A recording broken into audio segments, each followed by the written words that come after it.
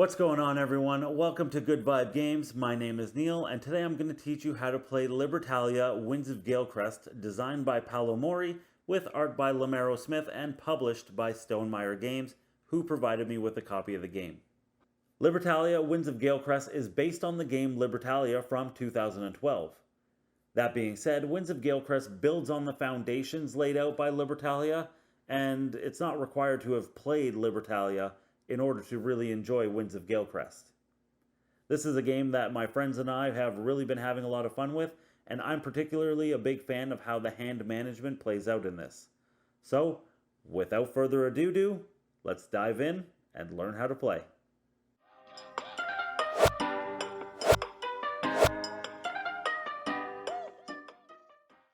To set up, place the board in the middle of the table. Winds of Galecrest comes with a lot of variability.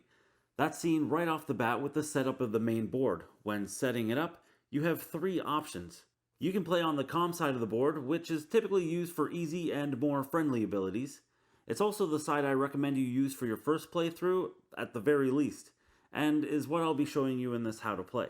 If you're feeling a little more spicy, you could go ahead and use the stormy side of the board, which has more complex and devious abilities. The game also comes with these additional loot tiles that can also drastically change the overall feel of the game. So, if playing on the calm or stormy side doesn't suit your fancy, you can instead decide to go the uncharted route. Using either side of the board, place these loot tiles with random sides face up. If you've decided not to venture out into uncharted seas in search of pirate booty, you can go ahead and place these back in the box since they're not going to be needed anymore. You'll also find loot tiles with this symbol on them.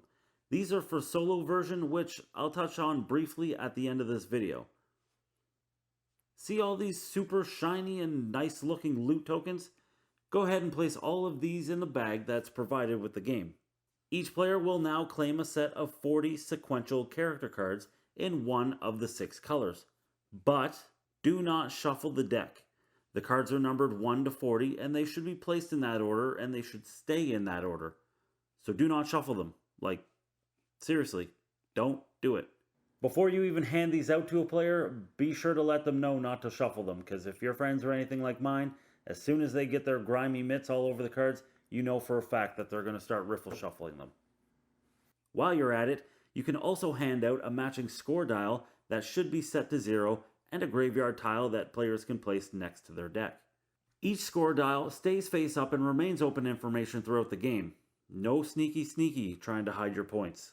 Can we talk about these cards for a second though? Like, seriously? Put your phone down, pay attention here. I mean, really look at them.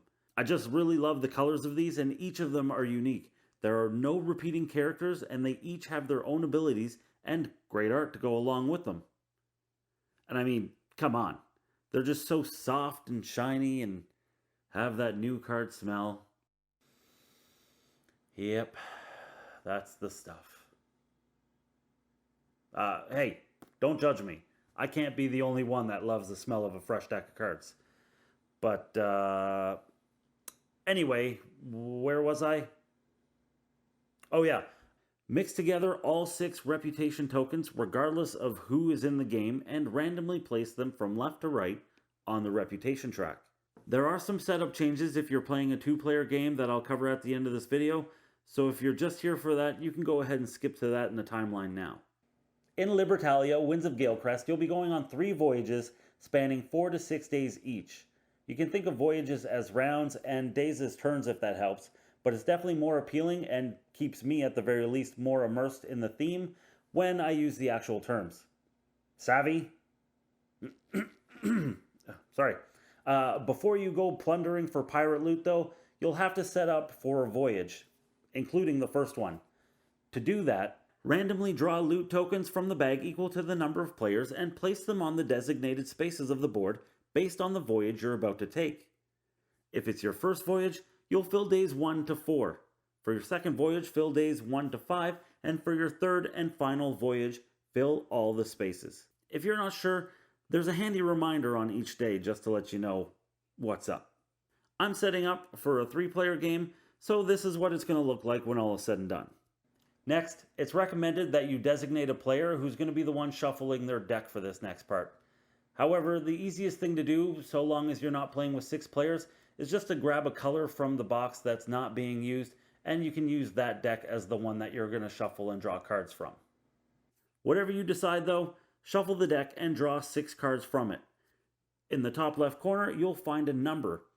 Each player will now go through their own personal decks and take out those exact same 6 cards. I really love this style of hand management, and I think it's really clever and adds a ton of strategy to consider that every player has the same set of 6 cards. So as you read through your cards, you might come up with your own strategy and how to play your cards more effectively, but you might also see some other way of playing cards that your opponents might see as well. So there's a little bit of a balancing act when it comes to optimizing your sequence of play to score the most points, but also trying to potentially block the other players so that they don't score as many points. Something to consider though is that at the end of each voyage, players will have cards left over in their hand. Instead of discarding those cards for the next voyage, they'll hang on to them and then draw an additional 6 cards. Last thing to do for the voyage setup is to give each player a number of doubloons equal to the number shown below their reputation token on the track. You'll probably notice throughout the game that I'm using these metal doubloons. I bought these extra myself because, why not? They have a great feel and look to them, they look great on the table, and it's one further element to immerse yourself in the game. But best of all, when your friend stabs you in the back, you can just throw heavy coins at them. Please don't throw coins at your friends. Unless they really deserve it. But you're pirates, so when your enemy stabs you in the front... Anyways, I think you get the picture. You're now ready to venture out on your first voyage. At the start of each day, players select one card and place it face down in front of them. Once everyone has done this, reveal all played cards and place them on the island from left to right, lowest to highest, based on the card's rank, which you can find in the upper left-hand corner. If any of the same characters are played, arrange them according to their reputation of their players, with the player who has the highest reputation furthest to the right. So, if these 2 characters are played, we head over to the reputation track and check the reputation of the tied players. This player is further ahead on the track, so their character goes to the right. Funny thing about that is that I thought, how often are players really going to play the same characters? The answer? More often than you think. Obviously, it happens much more often at higher player counts, but even in a 2-player game, it definitely happened a lot more frequently than I would have expected. Now, a day of voyages is broken down into 3 phases: daytime, dusk, and night, indicated by their symbols. In each phase, you only activate your own characters, and you must activate all abilities on that character unless it specifically states may. Starting with daytime, and also starting with the leftmost player on the island, and proceeding to the right, each player activates their character's daytime ability. I'm not going to go over all of these abilities on the cards because, well, that could extend this video by 20 minutes. But what I'll say is that if you watch the whole video and understand the core concepts of the game, you shouldn't have any issues understanding the characters. You'll see that we have 2 characters with daytime abilities, the beggar and the aristocrat. Daytime abilities start on the left, so the beggar activated first.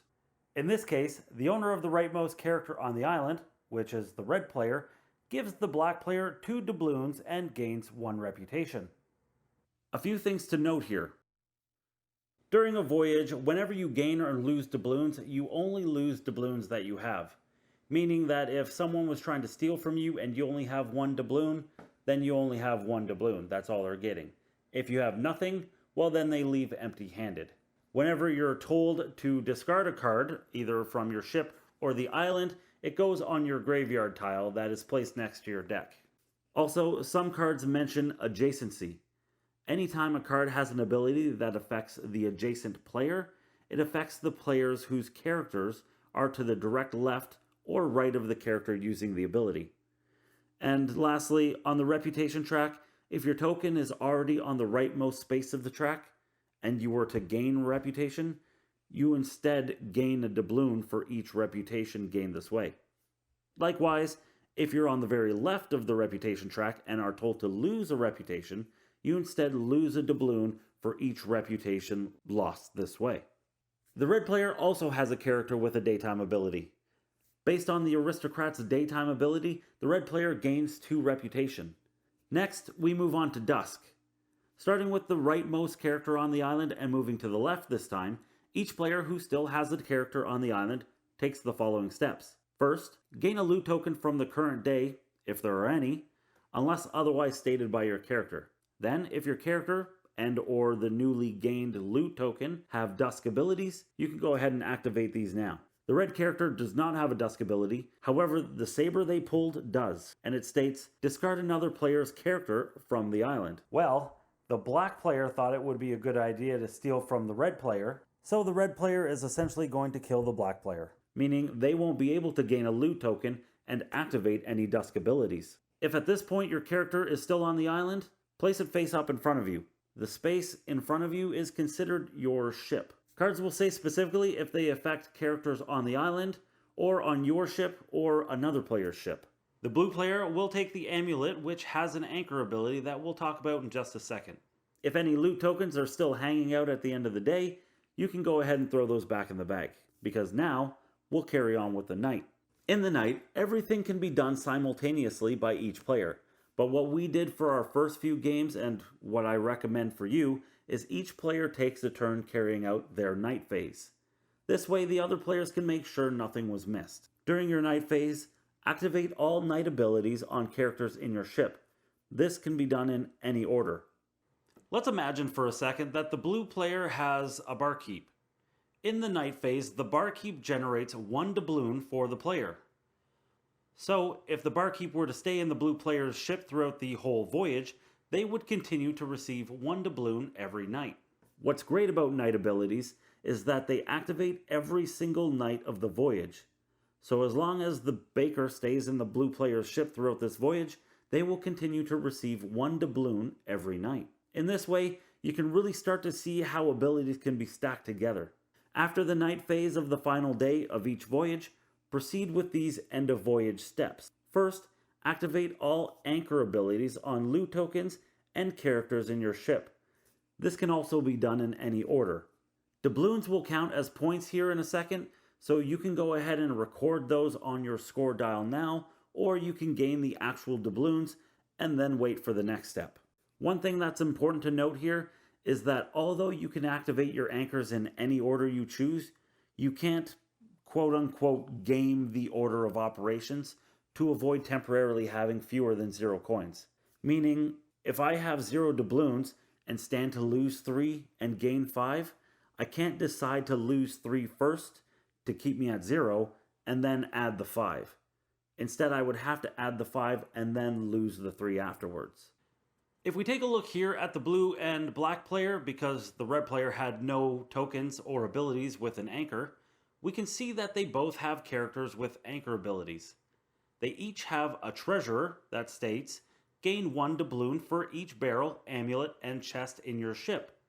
The blue player has 1 chest and 1 amulet, so they would gain 2 doubloons. However, the black player gains nothing from their treasurer. Next, they each have an aristocrat. Its anchor ability states that if you're the only player with an aristocrat, then gain 5 doubloons. Otherwise, lose 3. Since both the blue and the black player both have the aristocrat, they each lose 3. Moving on to loot tokens with anchor abilities, the blue player has a chest and an amulet worth 5 and 3 doubloons respectively.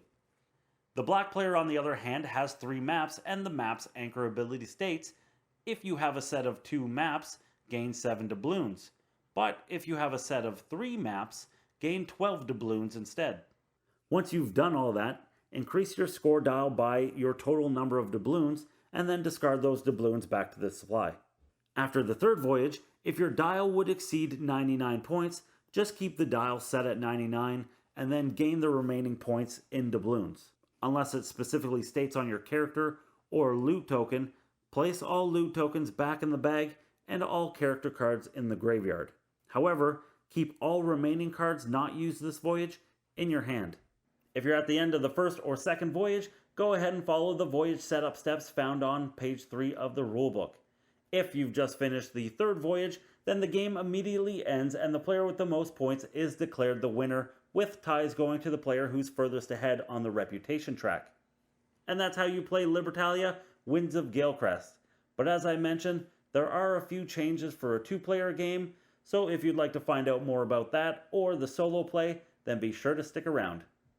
The setup for a 2-player game remains the same except for 2 changes. First, take and place the Midshipman so that it covers the second and third spaces of the island. Secondly, randomly place the active player reputation tokens on the reputation track on the third and fourth spaces. Place the remaining tokens in the other spaces. To set up for a voyage, there is only one change. When placing loot tokens on their respective days, always place 3 in a 2-player game instead of the 1 token per player in the regular game. The overall gameplay remains the same except for one change which takes place on the island. As you can see, the Midshipman has a rank of 20.5. Any character placed on the island with a 20 or lower will be to the Midshipman's left, and any character with a 21 or higher will be to its right. If we look here, you can see that it says, if your character is the only character ranked 20 or less, you must place it in this space. The reason for that is because the Midshipman has an ability that will activate in Dusk and affects the character that's in this space. And that ability states that if a character is directly to the left of the Midshipman, that character's opponent removes a loot token from the day. Aside from that, nothing else changes. Personally, I really love the addition of the Midshipman in a 2-player game. I mean, obviously it's probably there for balancing purposes or whatever, but that being said, it really makes you carefully consider any character you might play with 20 or less, and it also allows you to potentially block another player from getting one of those loot tokens that they really, really wanted. Sorry. Now let's move on to the solo mode and how to set up and play that variant of the game. It should come as no surprise to anyone who's ever played a Stonemaier game, especially a solo one, that they continue to use the Automa system for solo modes, which, as far as I'm concerned, works great. In addition to the Automa, you'll also be playing a player called the Pilferer. But before we get into how to play and set up for the solo play, I'll first touch on a few new things that are being introduced here. First is the Automa. The Automa is pretty simple in that it's considered a player with everything that comes along with that, i.e. a hand of cards, a reputation token, it can gain and lose doubloons, etc. The Pilferer, on the other hand, only represents a fraction of a player. The only 2 things a Pilferer does are add a card to the island each turn and remove a loot token during the Dusk phase. They don't have reputation token, and characters that the Pilferer plays are always placed on the left in case of a tie. Last thing is the solo cards themselves. There are 39 and they'll be used in different orientations. When used as the Pilferer, they'll be placed on the island with the orange banner in the top left corner. When used as the Automa, they'll be placed with the purple banner in the top left corner. And with all that explained, let's get into the setup. Set everything up as if you were setting up a 2-player game, except the second player will be the Automa, and they'll use the purple reputation token as their player color. Once you're all set up, make these additional changes. Take the Midshipman tile off the board as it's not required. Take all of the tiles and replace the hook, saber, amulet, and barrel loot tiles with the matching Automa loot tile replacements. Decide if you're going to play Calm, Stormy, or Uncharted, and place all the loot tiles on their respective locations. I've decided to go Uncharted and randomly place some Calm side up and some Stormy side up. Shuffle the solo cards and place them on the table with the numbers oriented so that they can be read. These cards will act as the Automa and the Pilferer. Much like in the 2-player setup, take the reputation tokens of the 2 players and place them randomly on the spaces indicated on the reputation track. To set up for the voyage, place 3 loot tokens on each day of the voyage you're undertaking. Then, draw the top 6 cards of the solo deck and place them on the table in front of you in a face-up row in ascending order from left to right. This will be the Automa's hand for the voyage. You can now go into your deck and draw those same 6 cards, and finally both you and the Automa gain doubloons equal to the number under their respective reputation tokens on the track. With all that complete, you can now move on to gameplay. When you solo Libertalia, at the beginning of each daytime phase, you will follow these procedures for card selection. You'll pick a card from your hand and place it face up on the island. Next, draw the top card of the solo deck and orient it as a pilferer card with an orange banner in the top left corner. Next, you'll determine what card to play from the Atoma's hand based on a few things. The first thing you need to do is separate the loot tokens of the current day into 3 categories. Those categories are good, average, and bad. To find the card that the Atoma will play, look at the top card of the solo deck. Go through the icon rows top to bottom until you find the first row that matches the loot tokens of the current day. The first row matches any 3 loot tokens from the same category. For example, if there were 3 good, 3 average, or 3 bad tokens. The second row matches any token combination with 2 bad tokens. An example of this would be if there were 2 bad tokens and 1 good token, or 2 bad tokens and 1 average token. However, 3 bad tokens wouldn't work because then it would apply to the first row. The third row matches any token combination with at least 1 bad and 1 good token.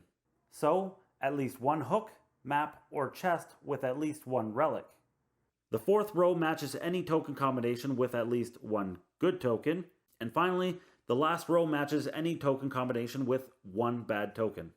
Once you've matched with the loot tokens from the current day, we then shift our gaze to these icons here. There are 3 types of arrows followed by a number. An arrow pointing to the right shows that you start at the left and count to the right.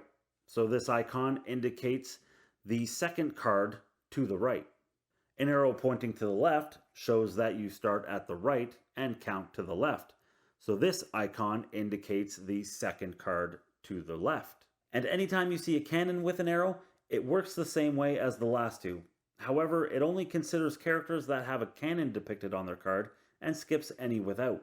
So if we separate day 1 into good, average, and bad, we don't match with the first 3 rows, but we do match with the fourth. The fourth row tells us it's the first card on the right with a cannon. If the Atoma has fewer cards in their hand than the number shown, count as far as possible and then stop at the end. The Atoma chooses and places that card on the island following all placement rules as before. Next, you resolve the daytime phase as normal with one exception. Anytime you see a daytime ability on the Atoma card that has this no effect in the bottom left hand corner of the text box, that means that if you are unable to perform the ability on the card, then this Atoma card counts as having this new rank and is moved following the placement rules of the island. Since the Pilferer isn't a player and doesn't count as an owner, that means the Atoma's Beggar has no effect and shifts to rank 18. Dusk works the exact same way as it does in a regular 2 to 6 player game, with the exception that both the Atoma and the Pilferer have a priority list of loot tokens. When the Atoma or the Pilferer take loot tokens, this is the order in which they take them: chests, hooks, maps, sabers, amulets, barrels, and relics, because no one wants relics. During the night phase, both you and the Atoma activate any night abilities, and then that's the end of the voyage. At the end of the voyage, carry over the end of voyage steps as per normal. For example, activating anchor abilities and changing doubloons into points. If it's the end of the first or the second voyage, carry on with the setup steps for the next voyage. If it's the end of the third voyage, then the game immediately ends and the winner is the player with the highest point total, with ties going to the player who's furthest ahead on the reputation track. If you're playing solo and you find that it's a little bit too easy or maybe a little too difficult, you can change the difficulty setting by increasing your starting point total or the Atomas. The chart for that can be found on page 7 of the rulebook. And there you have it. That was how to play Libertalia Winds of Galecrest. Go ahead and smash that subscribe button and ring the bell to get notified on any future videos. You can find me on Instagram, Twitter, and Facebook. Links for everything in the description below. But until next time, thanks for watching and happy gaming.